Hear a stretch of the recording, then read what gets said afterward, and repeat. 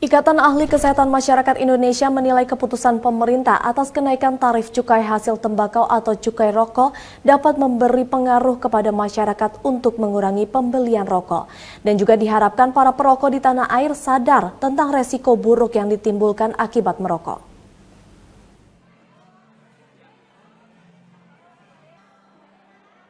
Anggota Dewan Pakar Ikatan Ahli Kesehatan Masyarakat Indonesia Hermawan Saputra menanggapi keputusan pemerintah atas kenaikan tarif cukai hasil tembakau atau cukai rokok yang menurutnya memberikan pengaruh terhadap masyarakat untuk mengurangi merokok.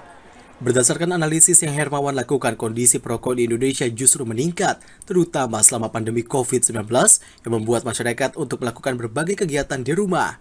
Hal itulah yang membuat merokok menjadi gaya hidup baru. Perilaku merokok ini masih tersebar di seluruh daerah di Indonesia, dengan mayoritas perokok tertinggi berasal dari Pulau Jawa dari berbagai kalangan usia, termasuk kalangan muda dengan masa usia produktif. Hermawan pun berpesan bahwa dengan merokok, berbagai resiko buruk dapat dirasakan oleh para penggunanya. Bukan saja beresiko terhadap kesehatan, namun juga resiko ekonomi hingga resiko sosial yang merugikan. Resiko jangka pendeknya adalah pertama beban ekonomi, ini yang non fisik ya tapi ekonomi. Jadi perilaku ekonomi karena merokok ini menghabiskan anggaran keluarga bisa 5 hingga 10% per bulan dan itu cukup luar biasa.